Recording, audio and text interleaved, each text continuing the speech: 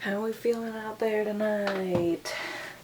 Yeah, I am not feeling good.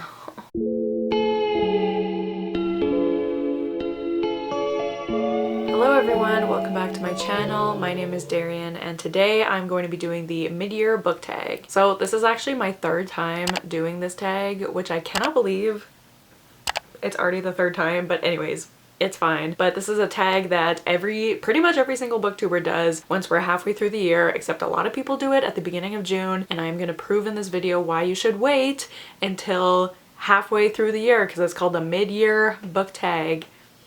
The beginning of June is not mid-year, okay? I will die on this hill.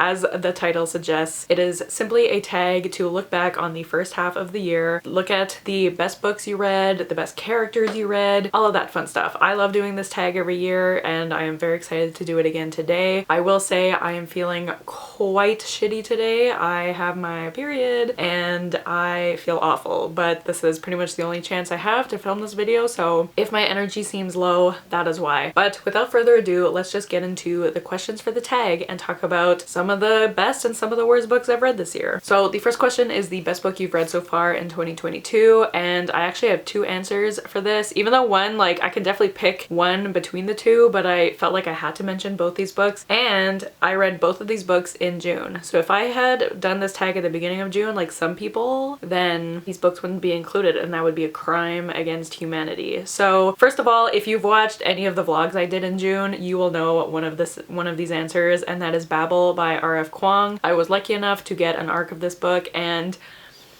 this book just blew me away. It is R.F. Kuang's Dark Academia book that is coming out in August or September, I forget. But it is just so, like, it is Dark Academia at its finest. No one is doing it like R.F. Kuang, and I've read The Poppy War. I've only read the first book, and that book I liked. I gave it 4 stars. You know, I can definitely recognize that it is like a genius piece of literature, but like for me personally, it's not like exactly my taste, I guess. But this, I am coming to realize I am such a Dark Academia girly. Like, I think I've liked every single Dark Academia book I've read so far, and I might have even given every book I've read 5 stars, but this was like 5 stars and beyond. It was just so well written and like such a masterclass of writing. And I did mention, like, while I was reading this book, that I was finding it kind of slow, and I was thinking of maybe giving it 4 stars because there were some things about it that were just too big brain for me and just went right over my head. But the whole second half of this book was just, it started and it just did not stop, and my heart was racing for the whole second half of the book, and the very ending was just, oh my god, it was a lot. I cannot wait for people to read this book so I can scream about it with them, but also I kind of want to gatekeep this book because I'm like, it's my favorite book.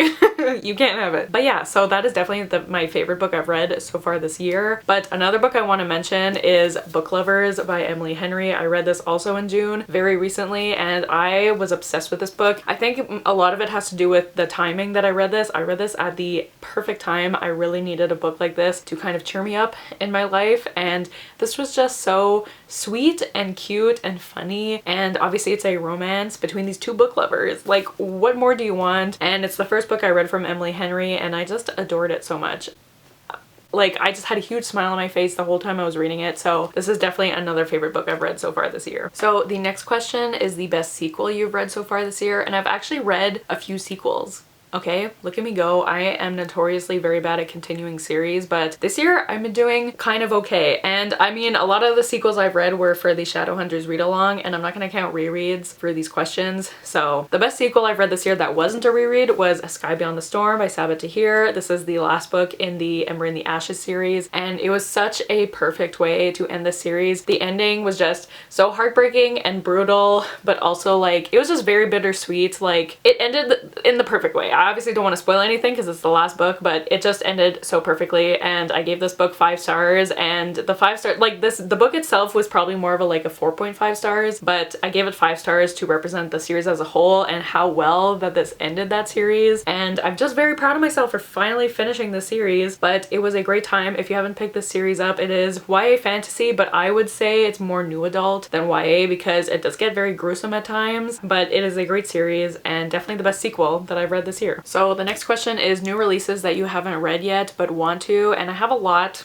I've actually been doing pretty well at reading 2022 releases this year, but there's always going to be more that I haven't read yet. So first of all, there's Blood Scion by Deborah Fillet, and I am going to be reading this in July because it's the Winer's Book Club pick for July, so I am very excited about this. I think, let me hold this properly.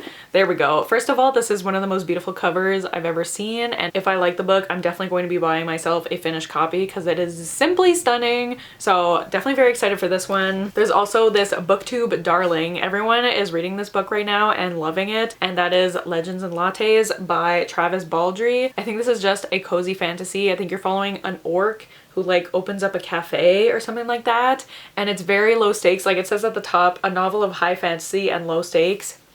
Like, what more could you want? It's also very short, so I definitely want to get to this year and see what all the hype is about because I have a feeling I'm really gonna love it. Then of course we have Ophelia After All by Raquel Marie, who is a fellow booktuber, and I'm just so proud of her for writing a book, getting it published, and it's doing so well. And every person I've seen read this book has given it like 4 or 5 stars at least, so I have a feeling I'm really gonna love it. Kasey really loved it. It is a YA contemporary, and it's queer, and it seems like it's really gonna hit me in the feels, and we all know I love that. So very excited about this one. We also have All My Rage by Sabaa Tahir. Sabaa Tahir appears again, but this is her contemporary debut, but it's also kind of historical. This is, I think, Lisa's favorite book of the year so far, so definitely need to read this, and I love Sabaa Tahir's writing, so I'm sure I'm gonna love this. Again, I'm sure it's gonna hit me in the feels, so can't wait for that. We also have The Summer of Bitter and Sweet. I think the author's name is Jen Ferguson, but I'll have the picture up on the screen. But this is another YA contemporary,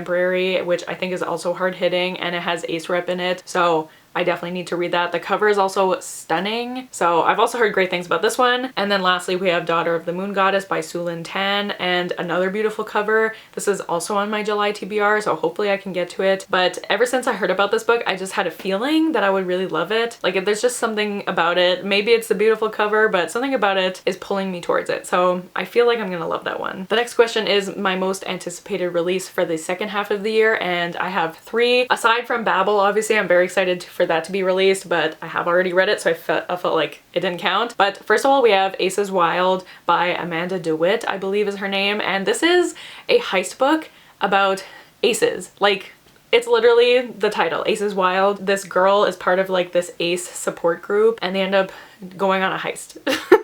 Like, what more could I want? I don't know. A group of chaotic aces sounds great to me, so I'm very excited about that one. There's also Kiss Her Once for Me by Alison Cochrane, who is the author of The Charm Offensive, one of my favorite books of all time, and I am very excited for her next book. And I do have an arc of this book, so I'm hoping to get to it soon. And it is a Christmas book about sapphics, and I think there's also Ace Rep in this book, so I'm just very excited because I loved her writing in The Charm Offensive, so I'm so excited to get to this one. And then finally, of course, we have Blood Marked by Tracy Dion, the sequel to Legendborn. I'm so excited. If you don't know, Legendborn is one of my favorite books ever, one of my favorite YA fantasies of all time. I adored that book so much. I definitely should reread it before Blood Marked comes out. We'll see if I have time for that, but I am just so excited to see where this story goes next. So yeah, very excited for that one. The next question is my biggest disappointment of the year, and there weren't really that many books that really disappointed me, but I had to pick something, so I picked House of Sky and Breath by Sarah J. Maas. Obviously, this is a chonker of a book. This is the sequel to House of Earth and Blood from the Crescent City series. This came out back in February, and I read it basically right away, and I still enjoyed this book, but I was really hoping, and I really thought that, because House of Earth and Blood was 4 stars for me, and I really thought the sequel would be 5 stars because I loved the ending of the first book, so I was like, well, it's only gonna go up from here. And unfortunately, this kind of disappointed me. I thought there was a lot of this book that could just be taken out, so I gave this book 3.5 stars, so I by no means hated it, but I was kind of hoping it would be a 5-star read. But that ending was wild, as we all know. I'm very excited to see where this series goes from here, but I am a little hesitant just because I didn't absolutely love this one. The next question is my biggest surprise of the year, and that is gonna have to go to The Chandler Legacies by Abdi Nazemian. For a long time, this was my favorite book I had read so far this year. Now it's probably number 4, I think, but I still absolutely loved this book, and this was a surprise because I really liked Abdi Nazemian's other book, Like a Love Story. I read it last year, and I think I gave it 4.5 stars, so like I did have high hopes for this one, but I didn't expect to like it quite as much as I did. There was just something about it. I don't know if you can consider this dark academia, because it is definitely academia, but it's not, I mean, there are dark elements to it, but I don't know if it counts. So if you've read this, let me know what you think about that. But anyways, I love a school setting, and this group of characters, I loved them so much. I loved their growth. I love their growth throughout the book, and I just cared for them so much. They're also like 90% of them are queer, so we love that. But oh my god, this book was just great, and I really, really want to reread it and tab it up. Maybe I should get a physical copy. Well, this is physical, but a finished copy, I mean. But yeah, this was a surprise because it is one of my favorite books that I've read so far this year. Now, the next question is my favorite new author, whether it is a debut author or a new to me author. And the past 2 years, this question was really easy because my favorite new author had also written my favorite book of the year so far. So 2 years ago, it was Laini Taylor because Stranger Dreamer, obviously. And then last year, it was A.M. Strickland because of Beyond the Black Door and In the Ravenous Dark. But this year, my favorite book of the year is Babel, and I have already read from R.F. Kuang before. So I have to go with Emily Henry, who wrote Book Lovers. I kind of wish I had read at least 2 books from her to really consider her like a new favorite author, but there are no authors that I've read more than 2 books for that are new to me this year. So I'm going with Emily Henry, but I did really love her writing in Book Lovers. I thought it was so funny, but also very sweet, and I loved the romance in that book. So I'm very excited to read more from her. So she's my answer for now, but I will test her out again and see if she remains a favorite author for me. So my favorite fictional crush, I have a few. First and foremost, we have Charlie from Book Lovers. Oh my gosh, I loved him so much. He is a grumpy boy, and grumpy boys are my favorite genre of man. I love grumpy boys, so he is definitely my like top of the list favorite new fictional crush. I just adored him so much. Then there's also Fox from The Romantic Agenda. He was just so sweet, and I loved the romance with him and Joy, and he was just very, very understanding, and he seems like such a great partner to have, and I don't know, I had a little crush on him, I'm not gonna lie. And then this book I read way back in January, so my memory of this book has kind of faded a bit, but I do remember absolutely loving Thorn from A Winter's Promise. Another grumpy boy. He is very big, very grumpy, but has like a soft side to him, and I'm very interested to continue the series to see his budding romance with Ophelia. Yeah, Ophelia. They kind of like hinted at their romance in this book. Nothing happened or anything, but I have a feeling there's gonna be a romance between them, and I'm very excited to see that because I loved him. He's like a gentle giant, and he's still grumpy, but again, my favorite genre of man. But I really loved him. Also, sorry it's gotten so dark, but there is a thunderstorm coming, which is kind of why I'm talking a little bit fast, because I'd like to finish this before the thunder comes, but let's just continue. So next is my newest favorite character, and first of all I have to go with Joy from The Romantic Agenda. Joy is an asexual woman, and everything she said about her asexuality just resonated a lot with me, and I just loved her, and I loved how confident she was in her sexuality, and it just made me feel like I could be that confident in my sexuality too. So I connected a lot with her, and I loved her a lot. Next we have Amani from With the Fire on High. This is another one of my favorite books that I read this year, and I loved Amani so much. I loved reading about her and her life, and I just love how she dealt with everything that she was going through. Like, she is a teen mom, she lives with her grandmother, she's also trying to navigate high school and potentially a new love interest, and also like, is she gonna go off to college? I just loved her journey. I loved reading about her, and I just loved her as a person so much. And then I have to mention every single character in the Chandler Legacies. I loved these characters so much. I mean, not every single character. I should specify this group of 5. Yes. So Beth, Brunson, Spence, Ramin, and Freddie. I love them all so much, and they're just, I must protect them. I must. I need to read this book again because I miss them. But yes, all of them, love them. Okay, next is books that made me cry. And I have a lot. A lot of these books I forgot to bring into my room to film, so apologies for that. But the first one is the most recent one, and that was Clockwork Prince by Cassandra Clare. I finished this literally 2 days ago, I think, and the ending just gets me. It's so sad. It's so sad. Like, just thinking about it makes me want to cry. Yeah, that definitely made me cry. I also read Nick and Charlie by Alice Oseman recently. This is a novella about Nick and Charlie from Heartstopper, and it is about them 2 years after Heartstopper. So Nick is going off to university soon, and since Charlie's a year younger, he is being left behind. And this is this was such a hard book to read because Nick and Charlie end up having like this big fight about like Nick going off to university, and this fight is basically the whole story of the book. Like, it's a very short novella, it's like 150 pages, and it just made me so sad to read about. And I read this whole thing at work the other day, and so I couldn't like full on cry like I would let myself do if I was at home, but I definitely got teary-eyed and it was very emotional. But I mean, obviously I loved it because it's Nick and Charlie. Book Lovers also made me cry just because of how sweet it was. There were also some like deeper topics discussed in the book, but I mainly cried because of how cute it was, especially the ending. I was swooning and I definitely got a little emotional. There was also another book I read pretty recently was Summerbird Blue by Kimmy Dawn Bowman. That book is just very sad. It's about a girl who loses her sister who she was extremely close with, and she feels very lost without her sister. And oh my god, that book was so sad. It was so sad. And obviously, like, me telling you what it's about, like, the synopsis is very sad, but like just the ending of the book, I didn't cry until the end of the book because like it's not like anything new happens, but it's the way things are explained. It just made me cry. So that also made me cry, obviously. And then of course there was Babel, which I have footage of me crying reading that book, because it was, part of me was crying just because I was in shock about the things that were happening, but also it's really sad at times. And the emotions that book, like, you feel all the emotions reading that book, but most of them are just sad and shock. So there was also A Monster Calls, which I read for the Bookoplathon earlier this year, and that definitely made me cry. It's about a young boy and his mother is very sick, and the ending of that book is just very emotional, and it discusses grief very heavily in that book, and I am still grieving from a loss from last year, so that definitely hit me in the feels. A Sky Beyond the Storm also made me cry because, like I said, the ending of this is quite heartbreaking. Not everybody survives. And it was very sad, so this made me cry. Oop. Did you hear that thunder? Okay, we gotta go.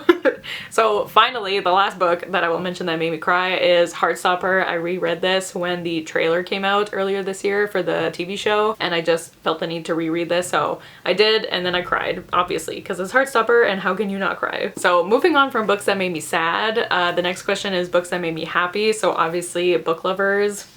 I don't need to say more about this book. It made me so happy. Also, The Romantic Agenda, just finally getting a romance that centers an asexual character. Just, it meant so much to me, and this whole book just made me so happy. Okay, it just started raining very hard, so if you can hear that, hopefully that's some nice ASMR for you. But the last book that made me very happy, in addition to making me cry, was obviously my reread of Heartstopper. How could this book not make me smile?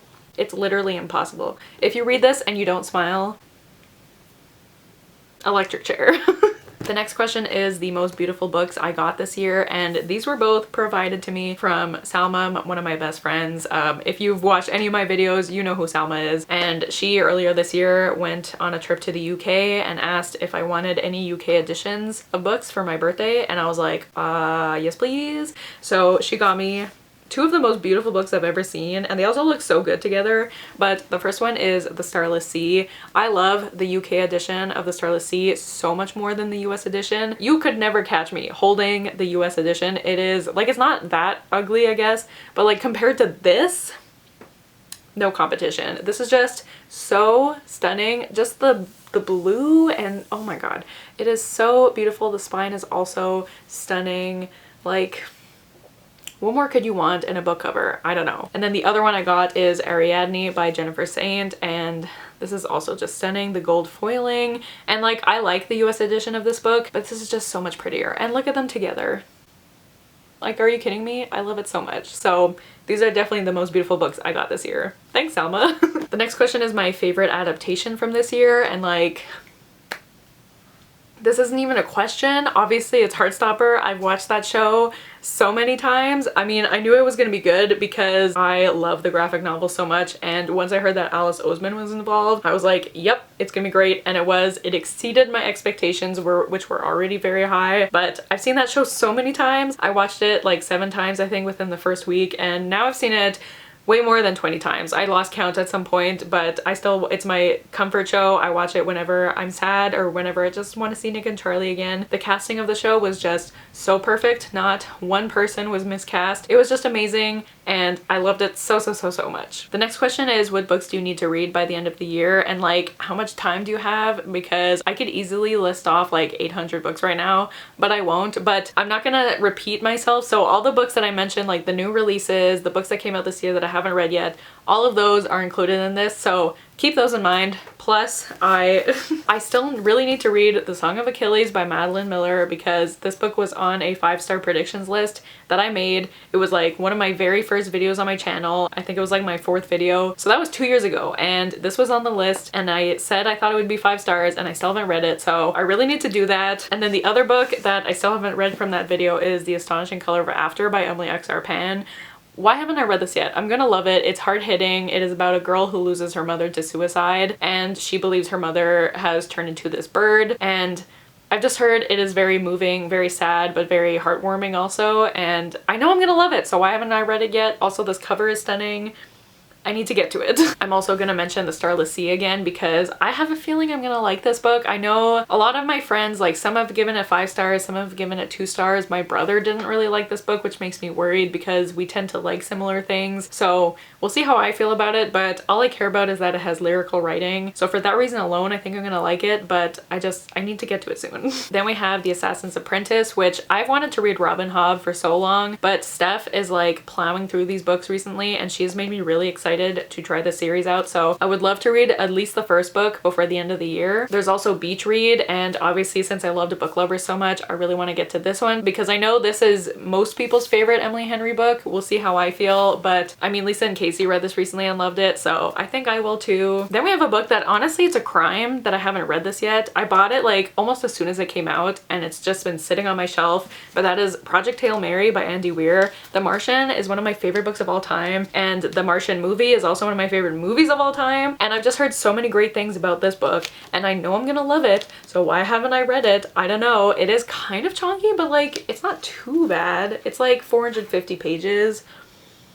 That's not too bad. I can read this, and I think I'm gonna love it. I've heard it's funny, and I love Andy Weir's writing, so I need to get to this one. Another one that I bought very soon after it came out, and it has just been sitting on my shelf, that is Beautiful World, Where Are You by Sally Rooney. I love Sally Rooney. I mean, I've only read Normal People by her, but it's one of my favorite books. I love her writing so much. I know it's not for everyone, but I love it. And I feel like I'm gonna love this. I sound like a broken record, but I would love to get to this before the end of the year. And then the last book I'll mention is The Atlas Six by Olive V. Blake. I just want to know where I'll land on this book because so many people love it and so many people hate it. And I just want to know, am I gonna love it? Am I gonna hate it? I don't know. Part of me feels like I'll love it because it's dark academia, but you never know. So we'll see, but I want to get to it soon. And then finally, the last question is your favorite video that you've posted so far this year. And for me, it kind of has to be the Heartstopper reaction video because I really did not expect for that video to pop off the way it did. As of right now, it has 32,000 views, which I don't understand, and I kind of wish I had put, I mean, I did put a lot of effort into that video because trying to get like the clips from Heartstopper into the video took a very long time. It's also quite a long video, but knowing that so many people have seen it now, I kind of wish I had put even more effort into it because I just assumed it would just be the usual suspects watching my videos so people would understand like my humor and Salma's humor, but we got a bit of hate on that video, so that was unfortunate, but I'm still very lucky about how well that video has done, and people are still commenting on that video, and most of the comments are nice, but I just was not prepared for a few people to be really mean, but it's fine. I'm really proud of that video, and obviously I'm very happy to have that I can watch over and over again because I love seeing my reactions to Heartstopper, and I love anything to do with Heartstopper, so that's probably my favorite video I've done so far this year. But I've also loved doing my drunk wrap-ups this year. I started doing that for March, I think, and it's just a fun way to do my wrap-up because I don't particularly like filming wrap-ups, but I get pretty silly when I'm drunk, and I'm never like that drunk. I usually have like 1 or 2 drinks, but I'm a lightweight, so if you haven't checked those out, I would suggest it. I think they're funny. I don't know, I think they're fun to do. And then also a video that I posted literally like one of the first days of January. I went back to see if this was a video I posted this year, and it was, which was my booktuber showdown video. I have no idea how I'm gonna do the second part of that video. I need to reevaluate some things, but that was a video I had had been working on for most of last year, and so to finally have that finished, I was just very proud of myself. So that is another one of my favorite videos. But yeah, those are all the questions for the mid-year book tag. Let me know if you've read any of these books, or the ones that I mentioned that I need to get to. Let me know which ones I really need to get to, or if there's some that can wait a little while. I don't know, just let me know all your thoughts. I would also love to know what your favorite book of the year was so far, because maybe I want to read it. I don't know. But yeah, thank you guys so much for watching. Don't forget to like, comment, and subscribe, and I'll see you guys soon with another video soon. Bye!